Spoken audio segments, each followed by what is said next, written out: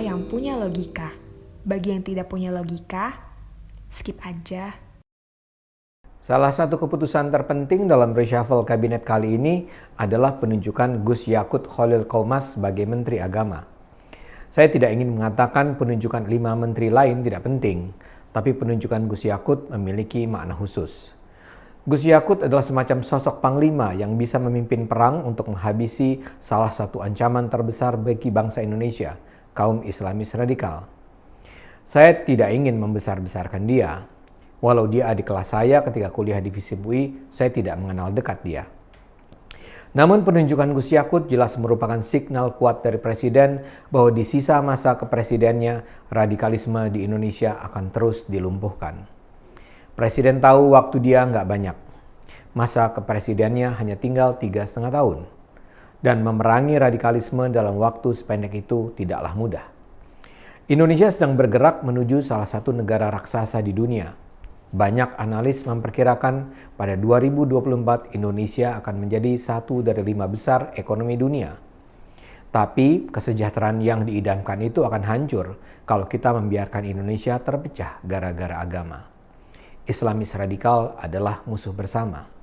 Sejak awal kepemimpinannya, Presiden Jokowi sudah menyatakan bahwa ia ingin Islam yang berkembang di Indonesia adalah Islam yang damai, yang inklusif, toleran, Islam yang mencerminkan budaya Nusantara. Menteri Agama yang ditunjuknya di masa kabinet pertama adalah Lukman Hakim Saifuddin.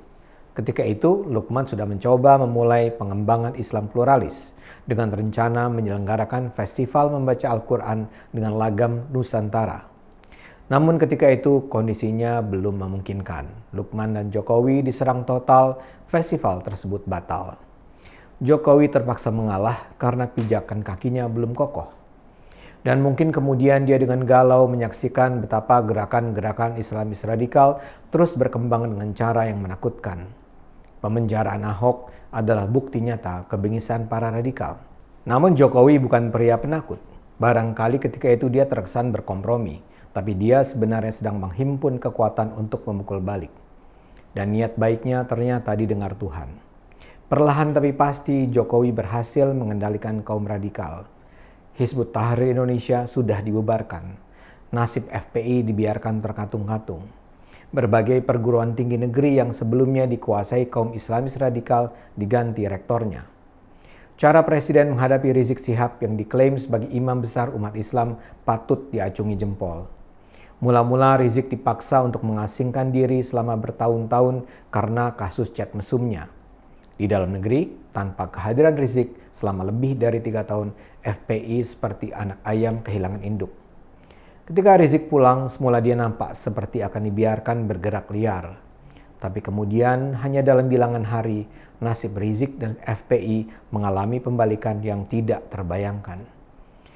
Rizik bikin rangkaian blunder yang menyebabkan dia diperiksa dan ditahan. Polisi dengan tegas menghabisi orang-orang FPI yang nekat melawan petugas. Sejumlah pimpinan FPI juga ditersangkakan. TNI dan Polri secara tegas menyatakan akan menindak tegas semua kelompok yang berani mengancam NKRI. Gelombang pembersihan bahkan berlangsung di Majelis Ulama Indonesia. Ulama radikal ditendang. Dari Bahtiar Nasir, Ustaz Zulkarnain, sampai Din Syamsuddin tak lagi masuk dalam jajaran kepengurusan. Para ustadz amatir yang bicara seenak jidatnya di media sosial ditangkap. Alfian Tanjung, Bahar Smith, Sugi Nur, Maher adalah rangkaian contoh yang mudah diingat. Dan kini Presiden sadar bahwa langkah-langkahnya didukung masyarakat. Walau memang tetap ada suara-suara nyinyir yang menuduh pemerintah Jokowi telah menjelma menjadi rezim opresif terhadap masyarakat sipil dan umat Islam, mayoritas warga nampak mendukungnya. Hasil survei lembaga-lembaga terkemuka menunjukkan popularitas Jokowi dan kepercayaan masyarakat terhadapnya konsisten tinggi. Ini merupakan modal penting bagi sang presiden untuk menyelamatkan Indonesia dari gurita radikalisme di Indonesia. Di masa pemerintahan kedua, Presiden semula berharap tekadnya itu bisa melibatkan satu komponen penting, Menteri Agama Fahrul Razi. Namun hanya dalam kurang dari 1 tahun, terbukti sang menteri bukan tipe petarung. Dalam konteks itulah penunjukan Gus Yakut adalah keputusan bermakna penting. Gus Yakut adalah Ketua Umum Gerakan Pemuda Ansor, organisasi kaum muda sayap NU. Komitmennya dalam perlawanan terhadap kaum radikal sama sekali tidak perlu diragukan. Dia adalah ikon perlawanan terhadap intoleransi.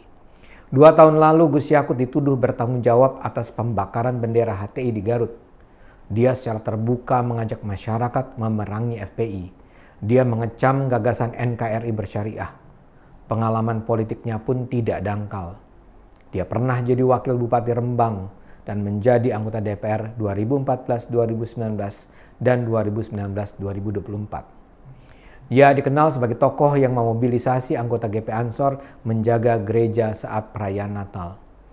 Untuk menunjukkan rasa persaudaraannya dengan umat Katolik, dia juga pernah menemui Paus Fransiskus di Vatikan.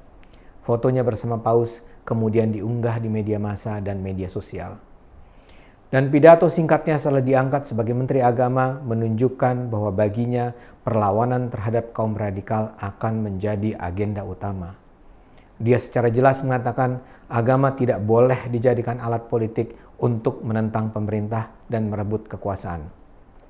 Agama, katanya, seharusnya menjadi inspirasi yang membawa kebaikan kehidupan berbangsa dan bernegara. Gus Yakut memang mengatakan sebagai Menteri Agama dia bertugas meningkatkan persatuan Islam agar tidak terjadi perpecahan. Namun setelah itu dia memberi pesan bahwa dia tidak hanya akan menjadi Menteri Agama Islam. Dia menyatakan bahwa adalah penting untuk membangkitkan kesadaran bangsa bahwa Indonesia bukanlah milik satu agama. Karena itu menjadi kewajibannya untuk meningkatkan persaudaraan sesama warga antar agama. Lebih jauh lagi katanya lagi, adalah penting untuk meningkatkan rasa persaudaraan sesama umat manusia. Pada titik itulah Gus Yakut mengutip kalimat terkenal sahabat Nabi Muhammad Ali bin Abi Thalib bahwa mereka yang tidak bersaudara dalam satu keimanan, bersaudara dalam kemanusiaan. Saya percaya apa yang dikatakannya bukanlah sekedar permainan kata-kata untuk menyenangkan hati orang. Gus Yakut sudah terbukti menjadi tokoh terdepan dalam memerangi radikalisme. Kini komitmennya bisa diwujudkan dalam posisi tertinggi dalam Kementerian Agama. Saya yakin saat ini kelompok-kelompok Islamis radikal akan semakin panas hatinya dengan kehadiran Gus Yakut. Mereka sangat mungkin akan bertindak all out untuk menghadapi sang Menteri Agama baru. Karena itu, kita yang bernurani dan berakal sehat perlu terus mendukung Gus Yakut. Mari terus gunakan akal sehat, karena hanya dengan akal sehat bangsa Indonesia akan selamat.